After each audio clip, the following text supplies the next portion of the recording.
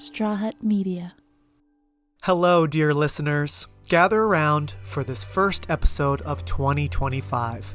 Happy New Year and welcome to Release Date Rewind, a podcast celebrating milestone movie anniversaries. I'm your host, Mark J. Parker, a movie lover, movie celebrator, and movie maker. And I'm a little under the weather. You might be able to tell if you listen to the show often. You can hear I'm a little nasally, getting over a cold, so please excuse me. But thanks so much for checking this show out on the Straw Hut Media Network, wherever you get your podcasts, or watching on YouTube. I don't know about you, but 2024 was rough at times, and December was not easy for some of us, so I hope this episode warms your heart like it does mine, as you hopefully are able to relax, get comfortable, and listen. I have another drama here that's having a special anniversary with strong female characters who are navigating men, life, and liberty. We're going back to December 1994, when Mariah Carey's All I Want for Christmas song was brand new, and when a new film adaptation of Louisa May Alcott's Little Women was released. I love this movie, this cast, and this story so much, as do my guests. Now, if you need to watch or rewatch this Oscar-nominated classic before continuing, it seems to not be streaming anywhere right now in the US with a subscription, but you could borrow it from your library, you could rent it, or find it online somewhere. All right, sisters and misters, hop in my carriage and let's head to Massachusetts, because it's time to rewind.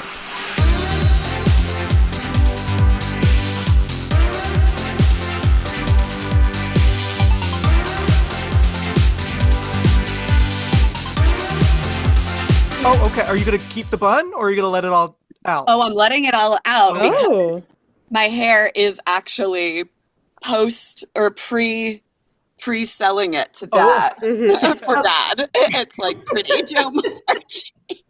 Your one treat. It is long. Very long. Yeah, your one beauty. Oh my God. Amy is such a Joe, little... your one beauty. Oh my God. And I like how in that scene, no one responds to her. No one even says, like, Amy. They're just like, okay, anyway, Jill. Yeah, like, that's true. Yeah, they're like, yeah. Okay, everybody. I was just telling these amazing women in my life how this is like the pinnacle of this podcast, this movie, this conversation, this group. We're going to talk about Little Women 1994, but we'll talk about a bunch of the versions because we got lots of things to say. But my own Little Women in my life, I mean, I don't know, my Marmee, or out of the four of us, I guess I'd be Meg because I'm the oldest. So we'll go in age order. I'll introduce you all. So I guess I'm the Meg of the group. Then we have, I guess would be the Joe of the group is Melissa Ward is back on the show. Hi, Mel. Welcome. This is at least age. We'll talk about, if you actually, feel the same personality. Next in line would be the Beth of the group. Would be Miss Kit Sheehan is back on the show. Hello, Kit. Again, just age order, not necessarily your personality or your future. And then last but certainly not least, the youngest, the Amy, although far nicer, and I don't think would ever throw anything of ours in the fire. We hope. I don't know. We don't know. I feel like it fits. It depends on the circumstances, but Sarah Menequal is finally back on the show. It's been a while, Sarah, since you were last on. Hello. You were last on, was it Sex and the City or was it something more recent? Do you remember? I don't think I was on Sex and the City, was I? Oh, yeah, you, me, and Mel. Mm-hmm. Oh, okay. Cut this out. You're like, oh, I just talk about it so much with different people, I can't keep track. It's always on my mind. Yeah. I'm always recording myself talking about Sex and the City. It's a different Never-ending version of thoughts. Little Women, basically, right? As I was rewatching this great movie that we're about to nerd out about, I realized, like, am I the only one, or like, would you guys want to see a sequel with like the girls, what happens, what's next, or are you happy like where the story ends? Would you ever want to see like a continuation of like Joe and Friedrich, or Meg and her twins, or Amy and Laurie, or are you like done? No, You're I'd done? only want a sequel if, it was Joe and Laurie. An Yeah. alternate timeline. You guys too. Like, no, Yeah. No, I mean, I love him, but like, I don't necessarily need to see what I saw of Joe and Friedrich. oh, gosh. I don't even need to see it in than I the remember. original. Yeah, yes. Like, get your mouth off of her. Yeah, I mean, he's like a full-grown man. She's still only what, 21 1, maybe. I mean, back in the day, and he's I know. definitely I was like, Gabriel Byrne can get it, but at the same time, like, why is he 100 when she's 12? Yeah. Every kiss felt so, no. Yeah, because he feels like her teacher, and like he's helping her get her book published and everything. Like this is a and colleague. he's negging her writing. Right. It's like, Joe, is this like what you want to do? And she's like, I can't vote. So, and like my parents are starving. So, do you want to make for my lunatic vampire thing? Like, the vampire thing. I'm like, Joe, let Joe do that because in like 100 years, it's all that anyone's going to talk about. Okay. Yes. So Ash was asking. He was like, "Did Louisa May Alcott actually write those? Because like we should read those." Awesome lunatic vampire. Well, now, have you guys ever read the book? The original Louisa May Alcott book, or you have, Sarah? Okay. Yeah. Not long ago. Long ago. Yes. Okay. Well, I never read the real book, never owned it, but I do own a book I still have never read. You guys know I'm a very painfully slow reader, but I have Little Women and Werewolves, which is the story, but of course with another writer changing it up into a horror story. So maybe I'll actually finally Prejudice, Zombies. Zombies. They made Exactly. that with dance. Yeah. Right. This came out after that, so, and I thought it was. Friedrich's a werewolf, like hardcore. Honestly, I hope so, because I mean, let's have him do like something worthwhile, right? What else does he bring? Right. Yeah, it's not lycanthropy. Yeah. Here we come a-wassailing among the leaves so green, and here we come a-wandering so fair to be seen. Love and joy come to you, and to you your wassail too. And God bless you and send you a happy new year, and God send you a happy new year. This is a very Christmassy movie. Would you all agree? Like, would you consider? I mean, it goes through all the seasons, but is this a Christmas movie for each of you? Yeah. Yes. Yeah. Definitely. Winter, yeah. Winter in general, yeah. But I usually start watching my wintry movies around Christmas too, so it always feels, I introduced you all in age order according to character, but before we like get into all the details, who I want to ask, and I think I might have asked you, Mel and Sarah, about this for Sex and the City a while ago. Who do you most relate to of the 4 sisters? Like, and you can say combinations. I'm a little bit of this. I'm a little bit of that. I'm definitely not her. I mean, I feel like everyone's a little bit of Jo. She's the Carrie, right? But what do you think? I'll start with you, Kit. Who do you feel like you are like most comprised of? Well, it's funny. I was talking about this with Ash this morning, and I had also, growing up, I had always wanted to be Amy because my mom, love her dearly, love you, Elburns, had like very much emphasized the idea of like, well, it's most important in this world. Like people are going to love you if you're beautiful, but it's like morally better to be smart. And that's good because like you're not beautiful, you're smart. And like, so I like wanted to be, I wanted so much to be. Does your mom listen to this? She said she will. I don't know that she knows we're podcasting. I have a surprise. I have a surprise for you all. I'm Bring now it out. going to let Elburns in. Invade right now. All right, everyone else mute, because now we're going to let Elburn speak and say her piece, her side of the story. Hello, everyone. You're so beautiful, Melissa. You're gorgeous. Oh my God.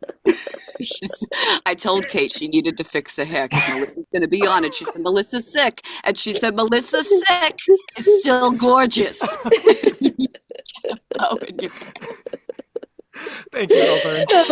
This is old Elburn. This is not who she is anymore. It is not reflective of the work we have both done in therapy. These are just bits. These are just fun bits that we. Yeah. Long story short, you wanted to be Amy. Long story short. And in your version, Amy and Marmee are not good. I'm kidding. In that house. And my mom was always like, you're Jo. Of course, growing up and looking back on it, I am very much more like Jo.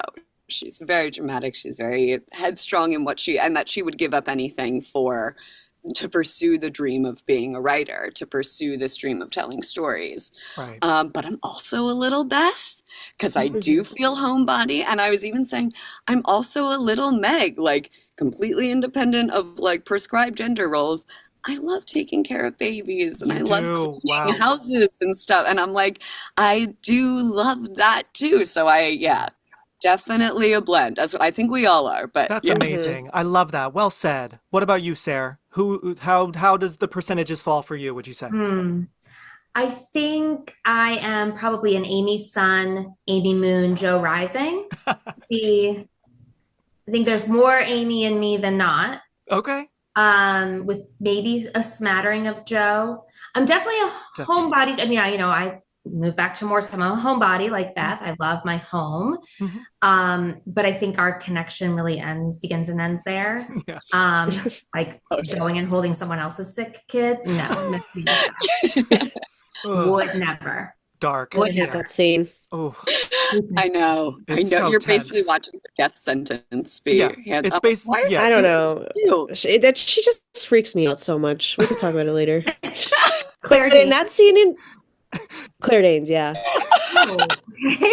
But particularly when she goes to go and she gets handed that baby, it's like, I don't know. I don't like the two women yelling at her in German. It's like a very uncomfortable scene. Yeah. I was like, that's a young child. And they just grab that biscuit and say thank you. And I was like, that's her biscuit. Enjoy your scarlet fever. Like, what the fuck? I know. Yeah. Are we not cursing on here? Are we okay? Oh, of course we can curse. Oh, curse away.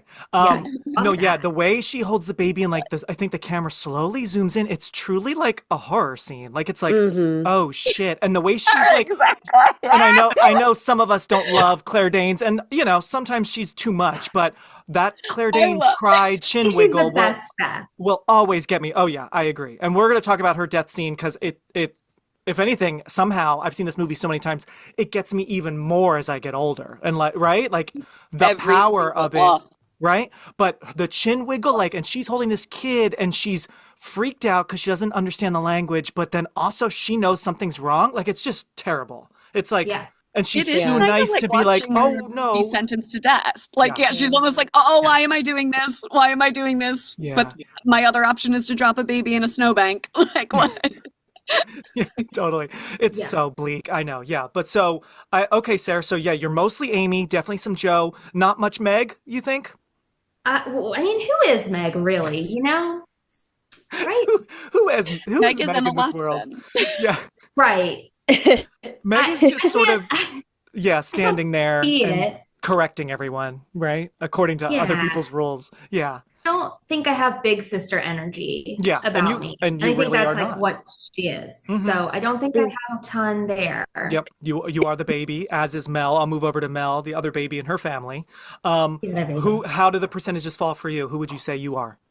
Of course, of everyone else, a mixture of everything. But I don't know, Meg probably in that, more traditional mother role. Yeah. And Definitely. of course, Amy, because I am the youngest and kind of bratty in that sense. And Beth, because I do long for days of the past a lot. I miss, our youth and all that. So I definitely get what Beth feels. Because it is sad to watch everyone around you grow up and you just want to go back to those times. I know. Totally. Well said.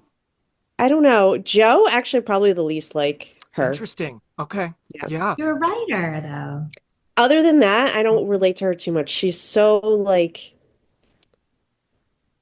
I guess anti-establishment. Yeah. And I'm like a little forceful. Yeah. She's just so set in her beliefs, and they're so far to one extreme. Especially for that time. For that time, not for now. But and also I can't forgive her for what she did with Lori. So wow. That's maybe that's the major reasons why I can't relate to her at all. Yeah. Okay. Yeah. She totally shut the door on something good and obvious, right? Yes. That's interesting. That's so interesting. Well, when you have been LDOT in your past, I would say you're very Joe then, right? Wait, what's the connection between those two? You can't bring up LDOT. This is on national television. This is on local television. This is on national local television. My God. Television. No, but LDOT was a little bawdy and a little wild, and so there's a little bit in Joe and the alter ego. We'll be right back. those girls do over there all day? Over the mysteries of female life, there is drawn a veil, best left undisturbed. I'm probably the least Amy, just cause, I don't know. I just feel like I'm probably the least her, but like also I do love that when she grows up and is an artist and like doing all that and doesn't really, even though she's so boy crazy when she's young, I do kind of love that like later on she does mature, and I like that she's kind of like doing her thing, but she is still kind of money focused, right? Like, yeah. So a little bit of her, and then I'd say I'm probably a good amount of the other three. Mostly Joe with the whole writer thing. I mean, when I was a kid seeing this movie, and then I want to ask you all when you first saw this one, if you remember. But when I was a kid, and I'm not lying, everybody, when Joe writes that novel at the end, and it's right there, and it just says a novel by Josephine March, and she ties it up, that was, I think, the first time I saw porn. I was like, wow, that's beautiful. Like, that is hot. Like, yeah, like, hold that thing and just show it off, you know? Like, so I definitely am a Joe. And then I do feel like Meg, maybe because I am the oldest of, you know, me and my sister. So definitely feel like being the other parent when you need and like kind of like setting an example. And then, yeah, Beth, I mean, yeah, I think we all do love our homebody moments for sure. And I totally hear you, Mel. I'm glad you're saying that, yeah, like just kind of seeing people move and change. And it's, you know, the nostalgia as we especially get older. I just really feel like, oh man, like too bad. Naturally, everyone's got to make moves, and, you know, it can't just be in your little bubble, right? Yeah. Yeah. So now I'm going to ask you all, if you remember, when was like the first time you saw this movie? It came out 30 years ago, Christmas Day, 94. I don't think any of us saw it in the theater, right? Probably not. No, not in the theater, but I definitely saw it very young and watched it often when I was young. Yeah, probably. I feel like it was probably like HBO or something like that when I first saw it. And I remember loving it, taping it on like VHS from TV and just replaying it. What about you, Sarah? Do you have any memories of when you first saw it? Did you rent it maybe? I know it was not the theater, but it had to be shortly after it came out because, you know, Little Women was so canonically important in my family. My grandfather and grandmother were obsessed with the book and had 4 daughters and named them all tangentially after the Little Women. Amazing. And so I'm sure that I watched it. I remember being very young watching it because the story had been just part of our family lore for so long. So I know I was very young, too young probably to be watching Beth die. I don't recall seeing it in theaters. It couldn't have been in theaters. Yeah, that we would be so young. Because also at this time, other popular movies were Dumb and Dumber, which, I mean, iconic. I mean, can you imagine going to the theater and seeing like Little Women and then right next door is Dumb and Dumber? Right? That double feature is so cuckoo that it works. It's so cuckoo, right? So beautifully 90s that it would just go down like a grilled cheese. Just delicious. Yeah, you need your protein and then you need like your sides. You gotta have some fun, right? Yeah. But yeah, Dumb and Dumber came out the same day as Street Fighter with Jean-Claude Van Damme. Disclosure, sexual thriller with Demi Moore, who we know is having a moment again, and Michael Douglas. And the Santa Claus, which I'm sure a lot of us did see in the theater. I know I saw that in the theater. That was popular. So that was kind of what was going on at the time. But Little Women, I remember being intrigued by, but I saw it later for sure. What about you, Kit? You saw it on TV? Yeah, I think on TV. Later, definitely. I'm realizing because I didn't see the Santa Claus in theaters either. Okay. I don't know how much I was taken as a kid to see, because being the only child, it was kind of like, well, you know, like we take you to museums that are for you, and I had time at the TV that was like for me, you know, but it was kind of like, oh, we're not all gonna go see this movie if you're the only one who's like into it. Yeah, I saw Lion King in the theater. Yeah, Lion King definitely, because that was earlier in '94. That was the same year as this, so we definitely. I remember that. Yeah. Yeah. Yeah. So, okay. So yeah, I was definitely seeing Lion King. I saw Lion King in theaters. Some things, yeah. For sure. But this one I saw like on TV. But I really remember when they're kids, and that probably was because I was a kid. Like I really remember the Amy stuff, not only because I loved Amy and I loved Kirsten Dunst, like even at the time, but like I really remembered like when they were younger, and I sort of tuned out when Joe went to. I still kind of do. honestly. Yeah, I don't like that part either. Yeah. That's why I like, and we'll talk about it later, but that's why I like the Greta Gerwig one, because it kind of intersperses that part, so I don't have to like live in it for the entire, but I can still like understand what they're saying about it. Yep, that's totally valid. I hear you. Yeah. As you guys might remember from years ago, I would like remake movies, like Twister and Muppet Treasure Island and my own version of Grease. I was writing my own version of Little Women. Like I was, for some reason, I just have such a distinct, like you know, an abridged, like a 15-page handwritten, like Beth dies and then Joe, you know, like much shorter. But I just had this specific memory of falling in love with the end credits, because if you guys rewatch those, like they show images of the sisters throughout the credits, and like I just thought that was such an interesting way to like keep the movie going, and it's not just like the names, like we're still in it, you know. That I just remember like starting to write end credits like for my like made up movies, like I guess putting you all down and like various celebrities, and just like loving end credits. Very nerdy, very weird. Harkee, revenge is mine, quoth he. Excellent. You ought to publish it, Joe, really. Let me set the scene a little bit. Let me tell you. So I told you what other popular movies were out. The popular song, okay, I had no idea what this was. You guys, once I sing a little bit of it for you, you'll be like, oh yeah, that one. But the top song was a song called Here Comes the Hot Stepper. Is that ringing any bells? It's on my birthday playlist. Oh, okay. Okay. All right. Because I'm like, what is that? From I don't know it, but I may know it. You'll recognize it. Any Kamoze? I don't know their name, but it's na na na na na na na na na na na na na. Yeah. So we all know it, but I had no idea that's what it was called. You know. So Yeah, a little threatening. Yeah. Wow. Sarah, I love that was on your birthday playlist. You said. Yes. Love it. That and the Little Women 94 soundtrack. Love it. That was it. Amazing. And Sarah, wait, before we continue, do you want to, I mean, let's talk about Josie. Do you want to share, you know, why you named her that?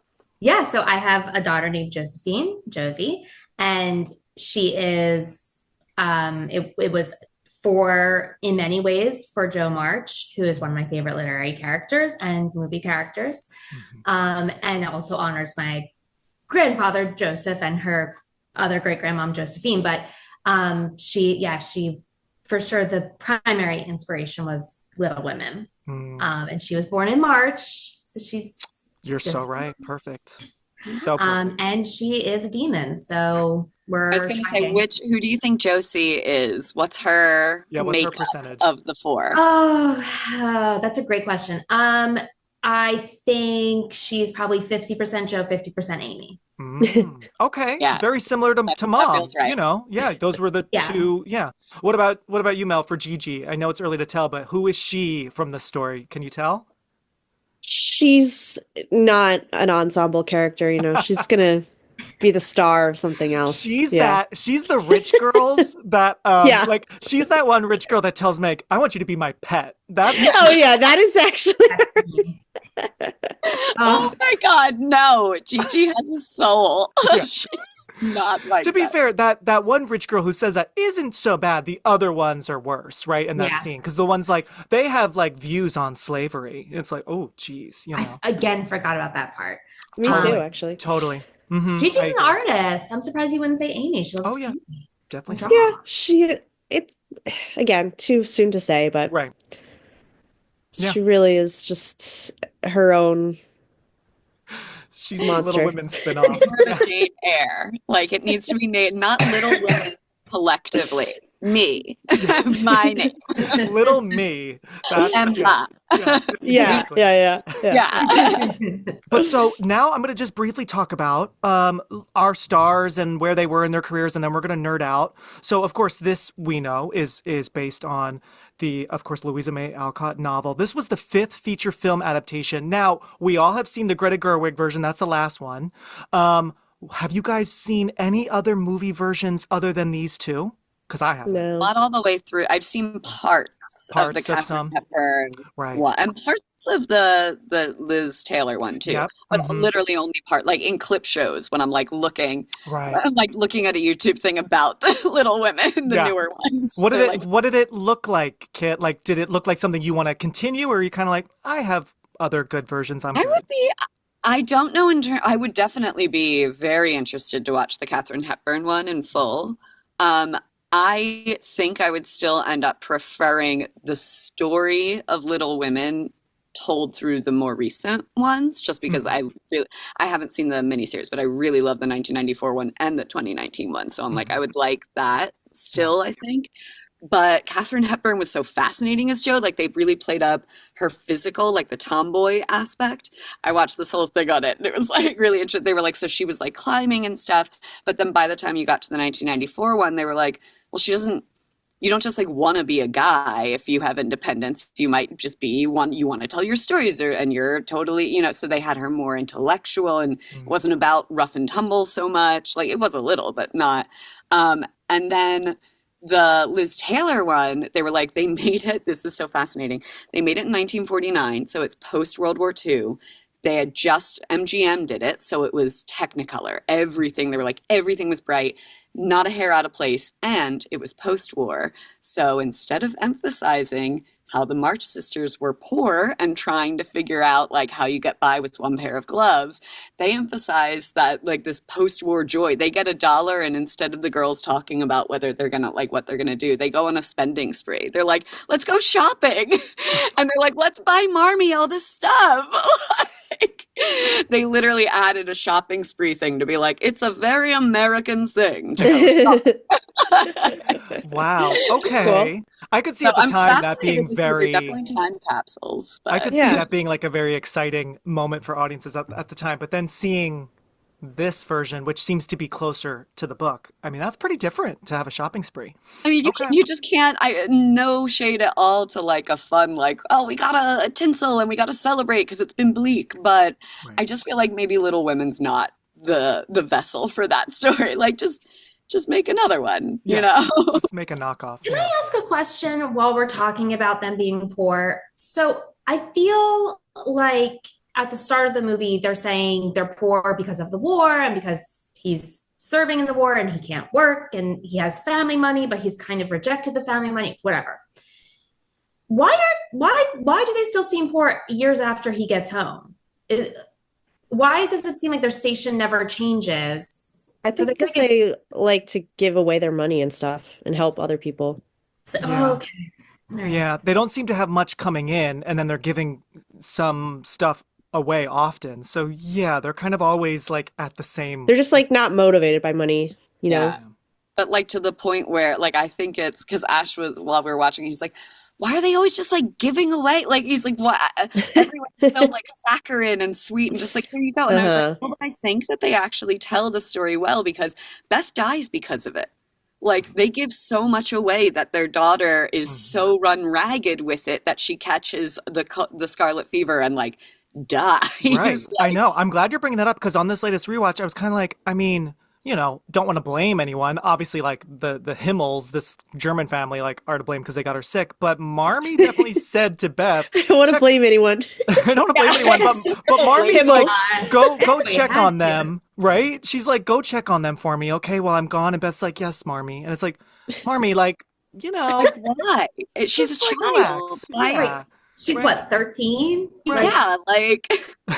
So it's kind of like, it's sort of like, should you be that nice or should you scale it back, right? Like Ash goes, what are they going to eat for Christmas? Right. Oh my God. I think I'm a bad person because I hate that scene when they're like show me the part where they wrap up some of their own shit, where they show me the part where they set up a plate for everyone in the Hummel family. They just take I just feel like, no, you guys, that's yours.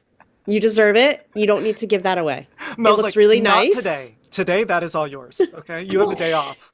Right? Fair enough. Honestly, I don't know. It seems like they're helping everyone but themselves. Like, why is Meg living at home with her husband and their 2 babies? Help your daughter go get a house, huh? Why are we being like, I wish she had a home? Well, you could solve that actually. Right. Yeah.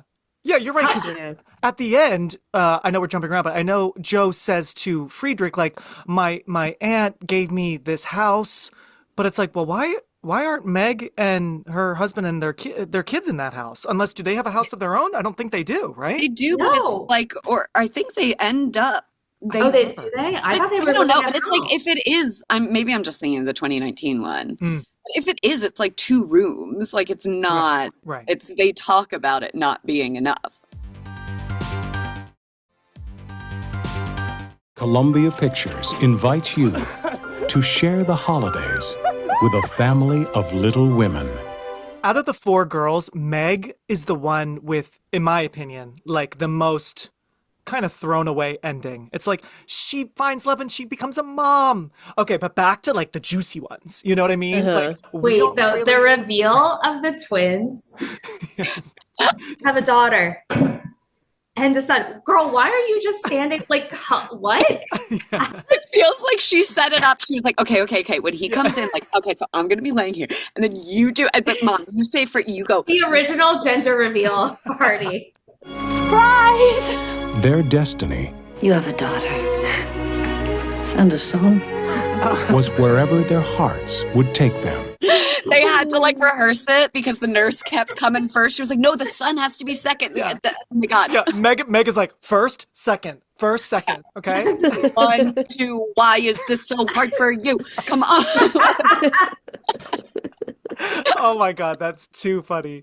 But yeah, in both versions I've seen, I just feel like towards the end, like no one cares about Meg, and it's sad, but it's like you get things started, but we're not really watching you to end the story. We're watching. Yeah, it is your interesting sisters, that right? she does take a more prominent role in the beginning. Mm-hmm. Yeah. And then it's like gone. Like, oh, Well, just shows what settling for yourself will do. right. Yeah. No one wants to follow that story anymore. Yeah, it's like she's only there at the end to like tell Joe how Beth is doing and let's focus on Beth. And like that's really and then to have kids and it's like, that's it. It feels a little bit like they're kind of they're like, oh, and then you become a mom. Like, I don't know what it says about the time period or what it said about how Louise May Alcott felt, but it feels a little bit like, and then you're a mom and like that's your thing. You're happy. Right. Like, check. As if becoming a mom isn't like this whole other totally different, fascinating adventure timeline that you go down.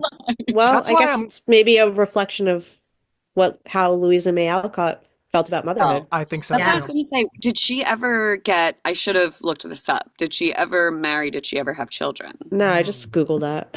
Oh, did you? Or no, you just found out she did. I'm looking at it right now because I wanted to see if she actually had a sister. I'm curious. Yeah. No, it says she never. Wow. Okay. Yeah. So she and was sort of shading Meg. That she saw it like that. Right. And Yeah. again, I think at the time, it might have felt that way too. It might have been like, holy shit, I'm literally watching how people ignore mothers. But like, yeah, it does feel a little, I'm like, well, you could accept that because it's like one of the most fascinating things that you can That's do. why I'm like, something she related to. I could be open to like Again, seeing a sequel, right? To seeing like Meg like be a mom and like is Auntie Joe, but I know I'm kind of like crazy. Auntie Joe. Auntie Joe and like Amy, Uncle Friedrich.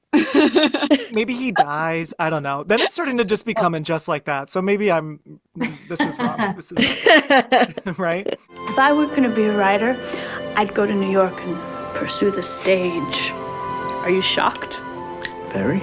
This was written by a writer, Robin Swickord, I believe is her name, directed by Gillian Armstrong, so produced by Denise Denovi and Amy Pascal, who then produced the Greta Gerwig version. So a bunch of women behind the scenes in important roles, which is awesome. And you can really feel that in this movie, that like it's made with care and like it's the female perspective, female empowerment. I do feel like it would have come out a little different if like a guy was directing. Do you know what I mean? I feel like you'd be able to like sense that a little more. And our amazing cast. I love this cast. I know like I'd say most of the cast in the new one is great, but like this to me is like the ultimate. And like you were saying, Kit, we had Katharine Hepburn, we had Liz Taylor, we had also in the Liz Taylor one was Janet Leigh, Jamie Lee Curtis's mom. She played Meg. So I mean, we've had some stars in the past, but like, whoa, this casting. Let's start with Winona, who got an Oscar nom for this movie, which I think sometimes I forget. I'm like, oh yeah, because she's so good, but there's not like a certain amount of scenes where you're like, oh my God, like amazing work. You know what I mean? But overall, so good. So she had last just done Reality Bites in 94. So that's kind of where she was. She was like on top of the world. They only made this movie with her in mind. Like apparently the studio was like, we are not doing Little Women and making a female movie without Winona Ryder in the lead, right? So she got it made, right? They called it a needle in the eye movie. I saw that too. Yeah. You saw that one? Yeah, where they were like, as in a husband would say to a wife, I'd rather have a needle in my eye than watch that movie. I know. And I'm like, really? Then watch Little Women? Right. Crazy. It's not even Confessions of a Shopaholic or something. Like, it's a very famous theory. Yeah. Exactly. So that was where Winona was coming off. Let's talk about Susan Sarandon, who I love as Marmee. Do you guys like her in this one? Yeah, I prefer her to. Yeah, and I love Laura Dern, but I do. Susan Sarandon is my Marmee. Totally agree. Laura Dern is so good, but there's something so flat and distant from her in the 2019 version, whereas Susan, and again, who knows, maybe because it's like this was our first Little Women movie, like maybe it's also special that way, but Susan is strong and she's emotional and she's smart, like she's just giving us everything, right? I love going back to Kit when you were talking about your hair and doing, when Jo reveals she got her hair cut off, which is such a moment, the way Susan Sarandon looks at Winona Ryder is like, it just brought like tears to my eyes. It's so beautiful. The sacrifice, she clocks it. So proud of her and just loves. Yeah. Yeah. Oh. Mommy! Mommy's home! It's a telegram. Your father's been wounded. But she had just done a movie I loved, The Client. So she was in like her legal thriller phase in the 90s. Then moving on to Kirsten Dunst, brand new pretty much. She, a month before, was in Interview with the Vampire, star-making role, right? So she was like, wow, end of 1994, a star was born. She's amazing. What do you guys think of Kirsten in this movie? She's amazing. Fabulous. Right? The best. Yeah. And going back to like how they feel compelled to donate their Christmas breakfast to that family, I completely feel for her when she has this beautiful, what is it, like an orange or something? Orange, like, holding on to it. And then like, so just with like, her spunky, youthful, needs on display, it's like, yeah, like I totally feel for her, Yeah. Yeah, she's my favorite. Like, I love her. and even though I like Samantha Mathis, and she was sort of a thing at this time, I think she was even in another Winona Ryder movie at this time, older Amy. It is kind of a bummer when like, oh, we don't get to see Kirsten anymore, Yes, that's, I hate that part. Confused as a child. Right. And a little, we were so young. I'm realizing that I felt a little betrayed. Like it was like a switch had been pulled. I was like, no. Yeah, it's really like sudden. Yeah. And then you like don't care about like the proposal feels weird, and I mean I do like it because I like how he says, that I've always wanted to be. I would hate Beth if Beth had a lover. I would hate him too. But like it feels very weird. She feels like a stranger in the movie, and she needs. I didn't realize how much she needs to be a heartbeat in the movie until seeing the 2019 one and being like, oh well, it actually. The sisters love each other. It feels like there's still this love there, even though she ends up with Laurie. Whereas it just felt like Winona Ryder like swallowed it and was like, okay. I'm like, that's not your sister. Yeah, that's quite a reveal. Like, let me introduce you to my wife. And she's like, oh. Like, yikes. I know. She took it well. She took it so well.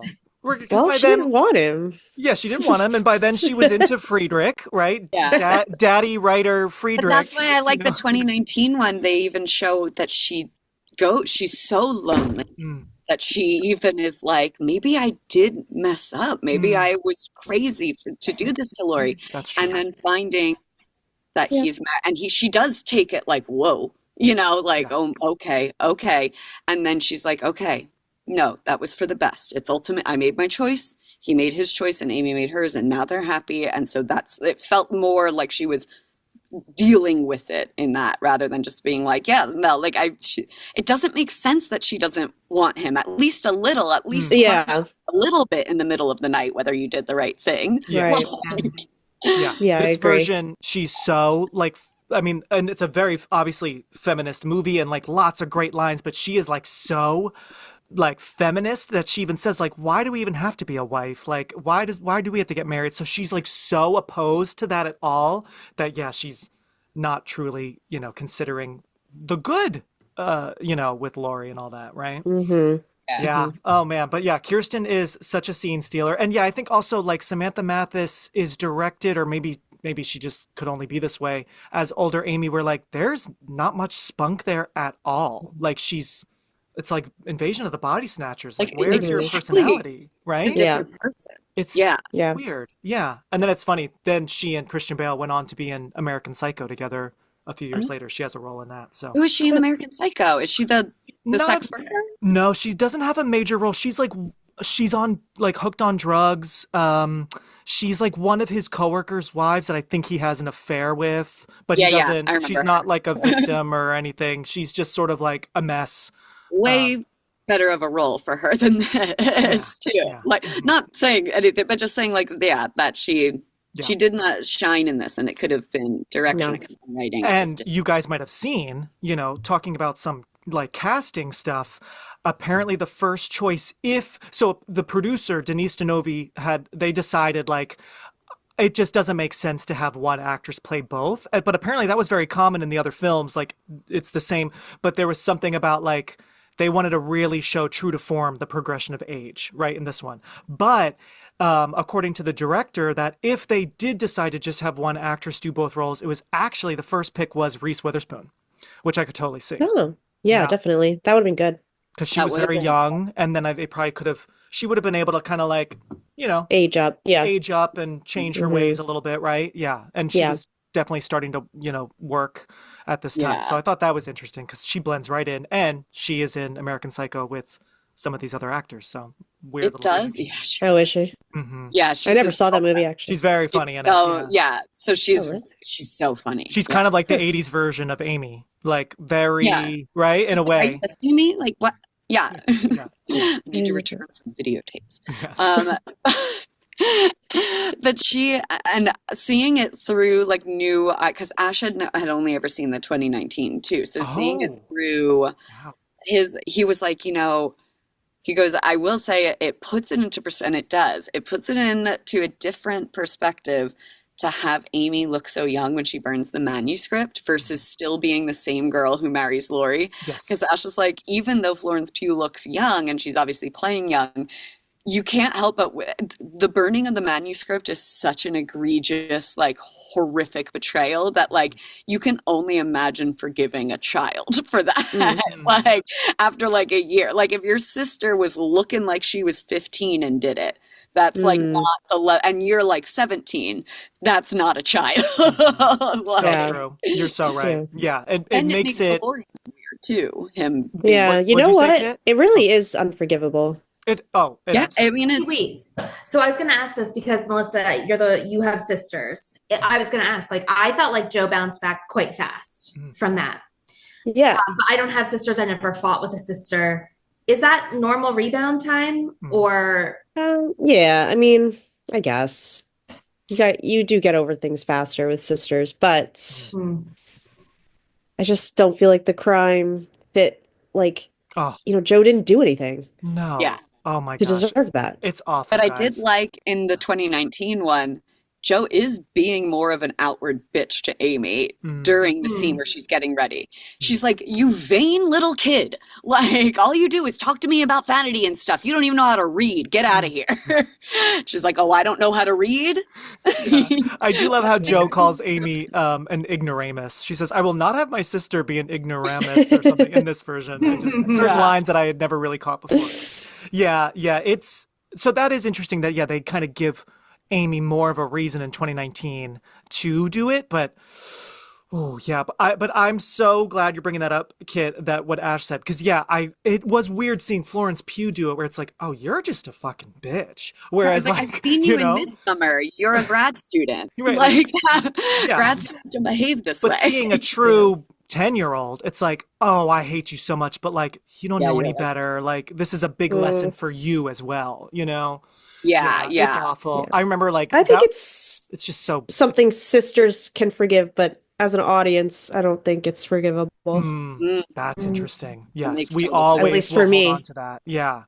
That's so interesting. So in real life, it's something where, especially also at this time where you don't have a ton of people in your life, right? It's like, okay, you have to move on. I've always loved Susan Sarandon's line, don't let the sun go down upon your anger. I think she says, like, forgive and start over tomorrow with your story, but Oh God. And then they do the weirdest ADR line where Kirsten Dunst like sees her and like turns away. I think they should have, and she was like, I'm sorry, Joe. Yeah. It's like, no, you should have left it out because it's actually more heartbreaking that the little 10-year-old was coming in to say sorry and hears her sister say, I'll never forgive her. And it's just like, walks. I was like, that's true. Cheater. That's a good point.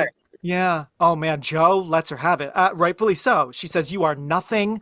I hate you. I mean, like, whoa, but I get it. Killed it. I mean, she was like thrashing. Oh my God. Oh yeah. So yeah, even as a kid, any age, that scene packs a punch. What's your Christmas wish? Perhaps we could send the Hummels our bread. They have so little and we have so much. Then we are moving on from Kirsten to Claire Danes, who we were mentioning. What a great crier. What a great role. Not a ton to do, but man, I mean, really kind of the heart of the movie, right?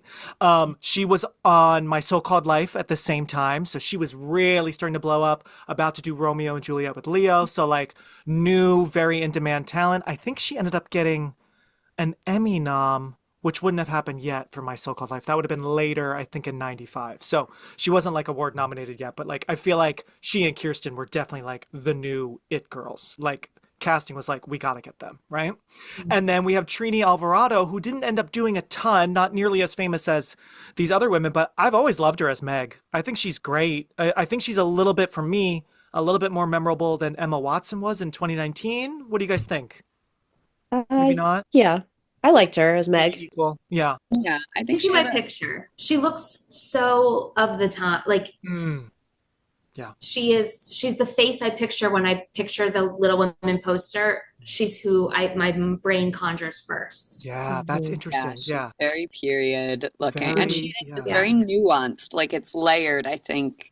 I think there wasn't necessarily, and not necessarily Emma Watson or the script or whatever, but there wasn't necessarily as much, like there was layering of Meg in the new one, but it didn't, we don't really see the courting process as much. And like she kind of immediately falls in love with this guy and is like all of her problems come from like very much loving this one man, but also missing the luxury. But we really see her choosing that and like go and you see it a little bit with like the proposal and then when she chooses to kiss him and they fall in love slower. And so you see her arc a little bit better, I think, in the 94 one. Yeah. Yeah, for sure. Again with the kissing. I don't know. I don't like my Little Women getting so sucked up through their bodies by these men. I know, That's Joe. Very passionate kissing. Oh yeah, in the doorway. And I have to say, your father just got home. Why don't you just take a second from Mr. What's his name, Brooke, and just, hang out with Dad for a minute. But no, like keep it in your pants. She's like, "Hi, Dad, welcome home," and then Joe literally rounds the corner, and it's like, oh, and like they are. See, I have a theory though, because I felt like when he came home with her dad, I was like, oh, he can get it now. Proposal is yes. Yeah. He brought Daddy home. Yes. She's like, oh my God, thank you. I will do anything. Thank you. Thank you. Thank you. Yeah. That's true. Okay. Yeah, I see it. Why must we marry at all? Why can't things just stay as they are? Fun fact about Trini Alvarado, she lived on my street, my first apartment on 57th Street, which I'm pretty sure you all have been. She I would see her often. I remember one time I stopped her. She would always walk with her husband and their child in a stroller. And I stopped her and I said, and this was right when Little Children came out, that movie with Kate Winslet and, really weird movie. She's in that as well. And I said, sorry, I just want to say you're so good in Little Women and Little Children. And because she's not like, a busy working actor, she was like, oh my God, you have such a great memory. I think I weirded her out. But she was very sweet, and looked just like that. She has such a unique kind of like European look almost or something. I've waited my whole life to be kissed. And what if I miss it? I promise to kiss you before you die. Let's talk about the boys real quick. None of us love Friedrich, kind of in any version, but yeah, especially with Gabriel Byrne. And it's so funny. He gets like second billing. I don't really know what he was. I mean, he was well known. I don't really know what for at this time, but it goes Winona, Gabriel, and then the rest of her sisters. And I'm like, it's weird. Right? Yeah. Susan? Yeah. No. Well, Susan got the and Susan. And okay. So really it's like Winona and Susan, but yeah. If you don't get top billing, you want the and. You want the with or and, With. And that's just a little bit of info from the biz. Yeah, that's your little industry tip. But yeah, like, so we have Friedrich, we have obviously Laurie, we have Mr. Brooke. Those are really the main men in the story. But would you guys go for Laurie? Would you guys go for Mr. Brooke? Like, how do these boys rank for you? Sarah, I'll throw it over to you. How do you feel about the guys? Well, I mean, I love Laurie, of course. I don't think I love the Christian Bale Laurie. Okay, you like Timothy more. Okay, wow. Okay, I know. All right, I'm gonna say it. I don't know that he is the Laurie for me. Okay. I think there's just something about Christian Bale, and it's not the size of his head like I usually talk about. There's something about his mouth that I just can't. He like is always on the cusp of having a lisp, and it just I watch that and I'm like, that tongue just wants to just wants to be lazy, and I watch it and I can't keep my eyes off of it. Okay. I don't think he's the one for me, but I love the character. I see it. I do see it. There's like a little bit of like the teeth are touching the lip a little bit, and it's maybe because he's trying not to do his accent. Yeah, maybe. It could be, but that tongue is like always right here, and I can't take my eyes off of it in a not good way. Wow, yeah, in a bad way. So you are team Timmy as Laurie, or not necessarily, just not Christian Bale. I like Timothée Chalamet as Laurie. I did like him. Mm-hmm. Yeah. I thought so too. Yeah. I love the character. Right. Absolutely. What about you, Mel? You are team Christian Bale. Do you like Eric Stoltz as Mr. Brooke as well, or are you like Laurie all the way? I don't think about Mr. Brooks. No. I probably prefer Christian Bale to Timothy, but I thought they both did a good job. Mm-hmm. Yeah. How about you, Kit? I mean, same. They're very much there's not a lot of winners guys in Little Women, but Laurie is. Yeah, I loved Laurie as a kid. The older I get, the more I cool on Laurie a little bit, but out of all of them in there, like a fuck, marry, kill, Laurie is fuck, marry all the time, and then just kill all of those other guys. Mr. March can come home, but I'm not going to marry him. Eric Stoltz is great too as Mr. Brooks. Oh, say again, Sarah. What'd you say? Mr. March is so old in this. Yeah, that was confusing. That is there's just no way. They were having kids at like 16 these days. Like, that's true. He would have been in his 30s or 40s. That's a good point. Yeah, he is definitely older. I don't know how old. I mean, I Susan guess Sarandon now is in her 70s, so I guess she was early 40s. But he's like, I mean, he looks straight up 60 at the youngest. So, unless he was like super undesirable to marry when he was younger because he kept giving all of his food away. And like, everyone's like, well, I need food. I can't even vote. So I as a wife, I need you to provide me with food. And Susan Sarandon was like, I like to give my food away too, bro. A bunch of women, children. That's the story of the prequel. Yeah, when they meet. Yeah. They bond over not eating and donating food. Right? Yeah. I would watch. Yeah, that I would watch. That one I would watch. I totally agree with you where I don't even remember who plays Mr. Brooks in 2019. He's Meg's boyfriend. Actually I do remember now. Yeah, Meg is just cute. He's cute, but like he doesn't hold as much attention as Eric Stoltz does in this film, where he actually has like, some scenes and everything. But when it comes to Laurie, I think they're both equal, Timmy and Christian. But yeah, I have to give it to Christian. And also I have to say, it's so nice to see Christian Bale be so playful and goofy, and like, because we know then what he ends up, in his career, and he's amazing and all that. But that whole, crazy, serious, angry thing he did like a long time ago. But he's just so serious, and it's like, wow, it's so nice to see you be romantic, be goofy, like play with the girls, and like show such a. It's very nice to watch, And I do have to say, I like he feels different to me, as he should, when he's older. With Timothy, I kind of felt like, well, wait, how old are you now? Like there wasn't enough change, but just showing maybe a little bit longer of hair and like the goatee, and it does seem like his face got a little thinner. Like I wonder, as he's older, I don't know, but he feels different to me, which works really well to show his progression later in life, how he's not really happy because of what Joe did. And now he's like this playboy.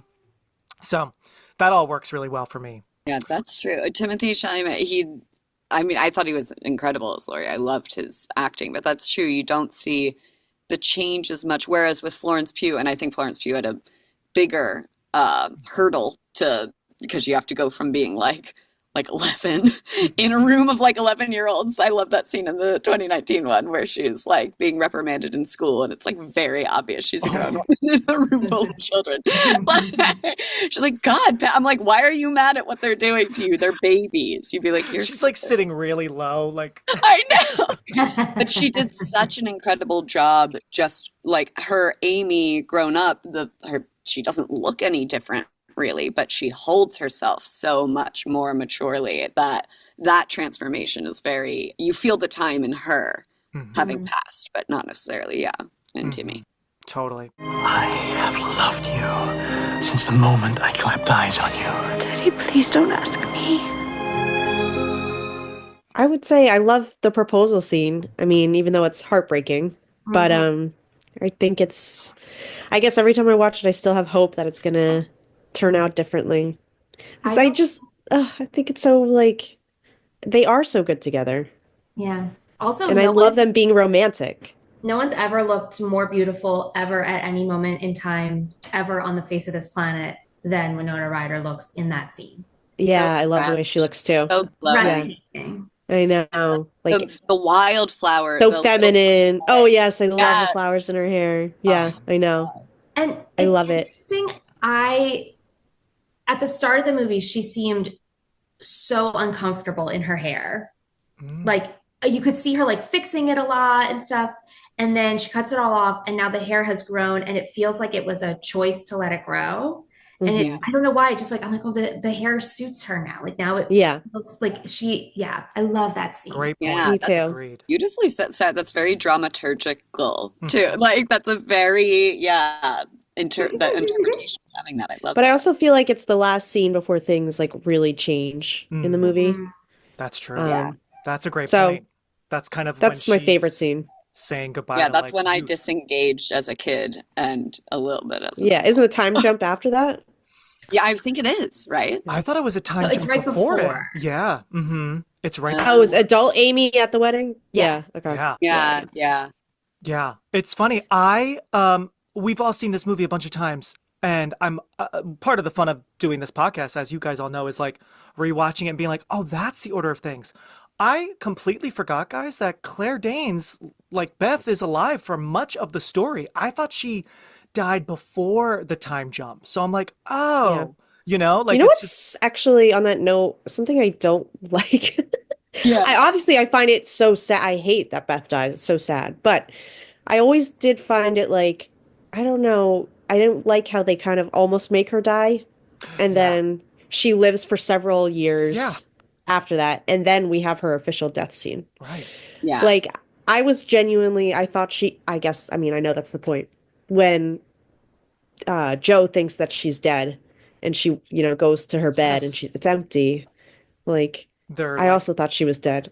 Right. I kind of felt like it was a fake out. Like, I didn't like it. Yeah, it's such a fake out. Then you're like, oh, she's never going to die. She's good now. You know what I mean? But that's like, oh. Yeah. Like your child, it bugged me too as a kid. I was like, well, but I was already really sad. And now but now as an adult, especially hearing the voiceover of Winona Ryder being like, we didn't know it then, but a shadow had settled on. And I'm like, oh yeah. Cause like as a kid, you're like, oh, but we fixed it. Like she's dead.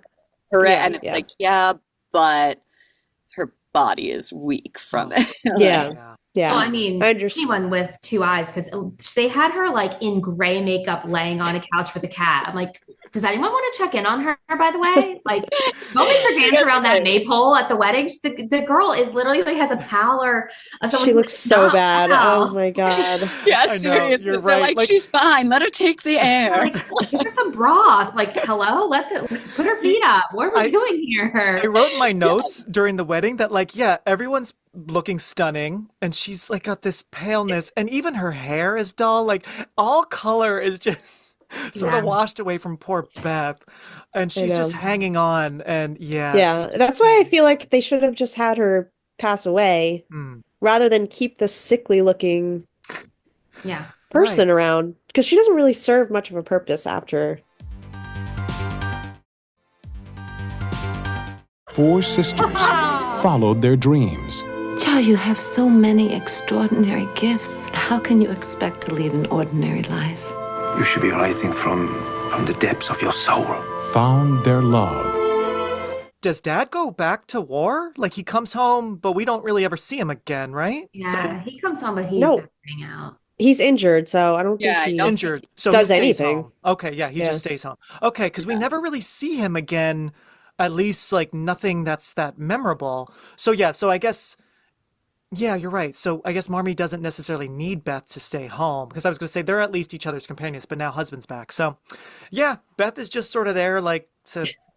But I do think, and I should have looked this up beforehand to like make sure my facts were totally straight. But I do know from Louisa May Alcott's life that her dad, I believe, was still a soldier, but he also like kind of did on and off abandon the family. Like he would go away for a long time. Interesting. And he was like broke and he was like a transcendentalist. So he would like give all his money away and be like, we can live on Walden Pond, like type things. I've also heard, and this is where I like should not be making suppositions because we don't know, but I have also heard that he was probably like fucking, like he had like a group of gay friends that he was fucking. Like it was possible that her dad was also having, like that in this group of transcendentalists, it was also like, and also like we like having sex with each other. So like we'd rather be here having a party. Like, but there was, I think, even if that's not the case, which I think that was, but I do know that he left the family for not totally partying reasons, but like partying, like philosophical partying reasons. Like, no, I have to go out in the woods with my guy friends. Like, he didn't want to grow up. Yeah. Like, and the daughters and the wife bore the brunt of having to be like, well, then we're not even allowed to get a job like you. So we have to like do embroidery and shit to like get by. But I wonder too if that's why he takes an ephemeral fades. Yeah. Like, I don't know what he did. I guess he was fucking off somewhere, but like, gosh, this is so educational. Wow. Yeah. It definitely adds what, we're talking about the author's real life. It really adds color to the story. Like we definitely see the motivation as to why Meg kind of goes away when she becomes a mom. Yeah, that she's like, I don't know what that's about. Yeah, exactly. And then the same thing with having a dad that's around. She doesn't really know what that's about. So yeah, so she's like, I don't know. I guess they kept living their lives, and he was there to shrug. Yeah, yeah, totally. Okay. Thanks for researching that. Thank you. Feel like hopefully that's all factually accurate. I know. I'm like, I feel like actually found fan fiction on Reddit, and she's like, I swear I read this article. This is like the moment with the Wicked interview where the interviewer's like, well, she backs up. She's like, I've seen it just like a couple places. Few posts. Yeah. It's been on Food Media.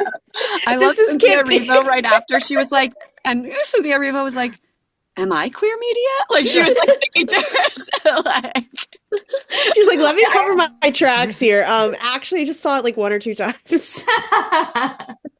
That's so funny. Yeah.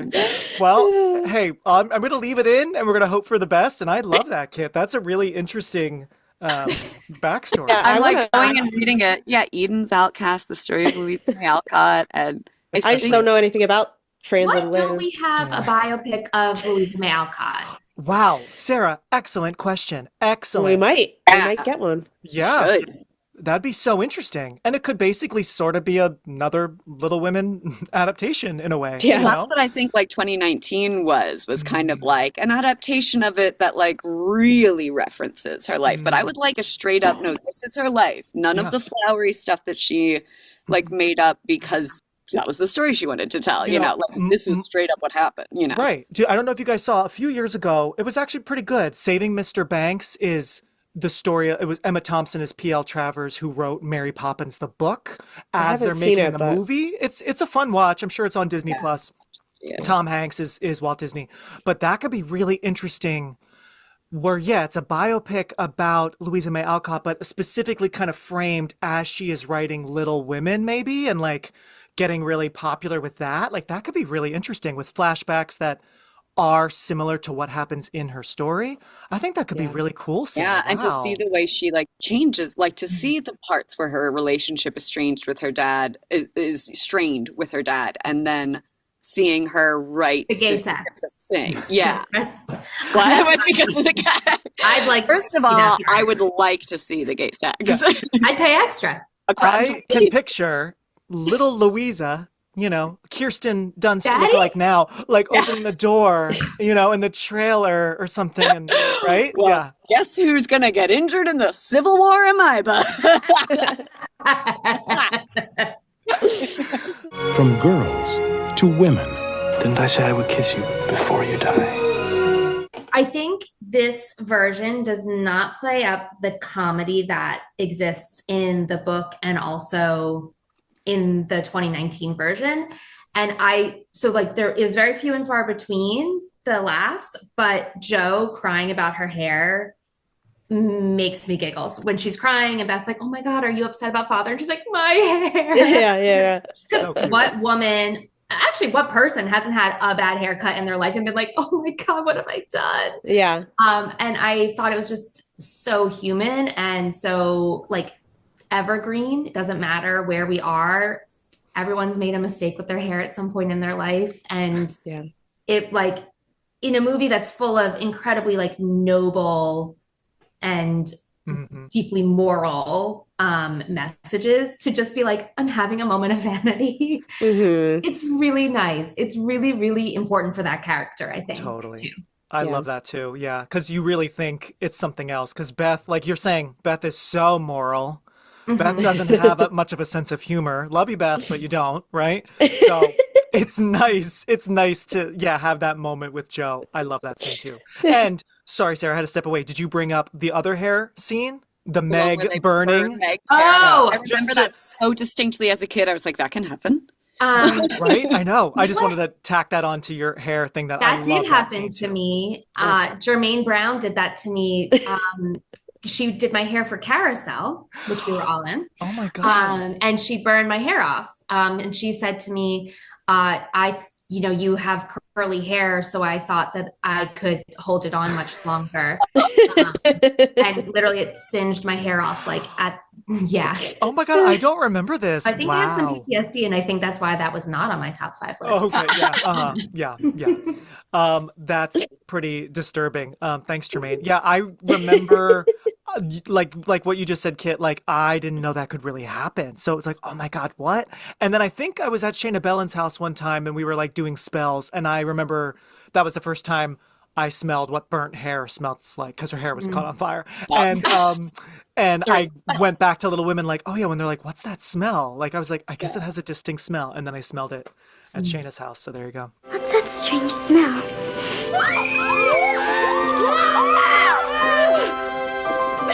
You've ruined me! Well, I always love in all the versions, but it's so playful, and I love their club, Pickwick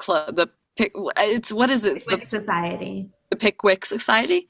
Yes. Oh my God. I love, and then the plays that they put on. I love watching the girls be so dramatic and free with each other. And I loved the scene in this, because I love that in all the versions, but the scene in this one when Laurie comes in and how the monologue or the bit that Meg has before he comes in being like, no, this is the only place that I am free of societal expectations of what a woman is supposed to be. And she's like, I don't mind. I'll live in that world. I can do that, but I need this place to be my safe space. And then when Laurie comes out and the way in which he makes it all okay, and it's like, oh, no, I see you all as my equals and we are here to play. I just like, and to see her kind of melt into that. Yeah. And I love how interesting how they do the costumes and stuff. I love it's very cute. I like that. For like us theater kids always seeing those scenes, it's like, oh my God, that is so me. That is so us. Mm-hmm. Like what a beauty. It's and exactly how you're saying, Kit, like how they're styled, how they like did their little mustaches, their wigs. Mm-hmm. It's so cute. Yeah. I would be, if I was her sisters, though, I would be a little annoyed that Laurie's been hiding in the house this whole time. Definitely. Like, definitely. You know, like, okay, you know. Yeah, no, this is our thing. Yeah. And also, like, don't ask us if actually you've already made the decision, you know, because she's like, what do you all think about this? Well, because it's happened. I was like, this is revenge porn. It was kind of like how we surprised you with Alburns earlier. Yes, exactly. No! May I present myself as a loyal and very humble servant of the club. The ice skating scene where Amy falls in. I mean, first of all, it's so fun. Like, the chemistry with Laurie and Joe from the get-go at the party, right? But like, and I have to say, I love the party scenes. I love them so much. There's a few of them. Everyone looks so good. This was also nominated for Best Costume Design from Colleen Atwood. So, I mean, everyone looks so good. I mean, I don't really want to get dressed up, but like, if we all went to a Little Women party, yeah, I'll go. I'll try it. Right? Right? Yeah. But especially with this ice skating thing, like, it's showing how, and I think Mr. Brooks even says it, but like, it shows Joe loves being active and she's got this wild energy, and she's found that with Laurie. They're ice skating. It looks beautiful. There's some kind of immediate tension that's slowly building because then Amy just burned her manuscript and she really wants to play with them. I forgot that, like, we see Amy's kind of obsession with Laurie kind of right away. I had forgotten that because like, as a kid, it's not so obvious, but like, she right away has clocked Laurie and is like, you know, so she's there. And then the way you just hear her scream, and then they look and like, we're looking and we don't see anything. And then I'm like, whoa, that another like horror scene. Like, that is very tense, right? Yeah. So, yeah. And then of course it brings them back together, which is also quite literally breaks the ice. Literally, you're right. You're right. It's so true. Amen. You're right. Wow. Did you guys ever see when this movie first came out on VHS, which I thought was kind of a bold move, but also it makes sense because if you know Little Women, you kind of know the general story. The VHS cover was just a wraparound like poster. Like, like most DVDs or VHS have like the summary in the back and like writing. Yeah. There was none of that. It was just wraparound poster of the 5 of them. It was the 4 girls and Susan Sarandon, which I just thought was really pretty cool and modern at the time. Did you guys ever see that? I don't know what the story of Little Women I don't is remember. by now. Yeah. You're not invited to the party. Then just don't watch it, I guess. The only thing was, and I'll post pictures of it, the only thing was, like, because it was wraparound, not everyone could be on the cover. So it's like Little Women, but only 3 of the sisters are on the cover. On the back it was sort of awkward, is Claire Danes whispering into Winona's ear. So Winona's in the cover, Claire Danes is on the back like this, and then Susan Sarandon. So like, it sort of looked a little weird. Did they put? Older Amy. Yes, on all the marketing at first, like then there's a really, basically I'll show it to you guys because it's a beautiful poster that they then just expanded for the wraparound VHS, but it's all Samantha Mathis. I think because she was a thing at the time. She was in like a River Phoenix movie with Sandra Bullock. God, I can't remember the name of it, but like she was kind of a thing. And Kirsten wasn't a thing yet. But now the main imagery is winter. This was spring, and it's with Kirsten. So they got it. Yeah. They fixed themselves. The story that has lived in our hearts for generations comes to the screen for the holidays. Oh, I shouldn't have smelled Little Women. I have to hop off after this, but gotta go. Yeah. I do like when Joe and Teddy are at the party dancing, and just really like their chemistry is great. So cute. Mm-hmm. And we first really get kind of like, a glimpse into what romantic life could be like for them. Mm-hmm. I just think they'd be such a great couple. A glimpse is all we're ever gonna get. I know, it's so story again until you start writing your fan fiction. Oh my God. Yeah. There you go. Little Women too. Yeah. It's a really great moment for those characters to meet, because like neither of them want to be at this party, right? Mm-hmm. And then very quickly they bond and they talk about like college, and yeah, it's sweet. And then Meg of course is trying to be like a wet blanket, like won't just let them have fun, right? I like it in the newest version as well too. Yeah. Yeah, I remember that worked really well in the new version. Yeah, I think it was in the trailer, them dancing, wasn't it? I think so. Yep, around the house and everything. Yeah. Mm-hmm. Yes. I guess with that, I'm going to hop off, but I'll talk to you guys later. Bye, Beth. Now we all as you die. Now the rest of us have to do our best Winona, looking at you as you die in your bed. Okay, ready? 1, 2, 3. Wait, this is audio. People can't see this. Yeah, this is a YouTube exclusive It's in the this look. moment. It's the look. But Yeah, I do please love. go to- I appreciate that Mel closed her eyes to die. She was like, And then I realized that this is something people can listen to. yeah. Well, So, the wind blowing through the window. oh, the wind. The wind is what kills her. I think it's that when that window opens, Yeah. there's that last cold blast, and she's just like, oh God. That's what Ash was like. Oh, death came in. Yeah. Yeah, it is. It's kind of like True. opens the window and comes in. Like, True. Beth may have left us, but the episode isn't over yet. There's still more to chat about, so head to YouTube right now for part 2 of this Little Women discussion. I'll see you there. The flowers in the bed and on the dolls and stuff, was that to hide the smell of death? Oh, thank you to my guests, my friends of 25 years or more, Melissa Ward, Kit Sheehan, and Sarah Menequal.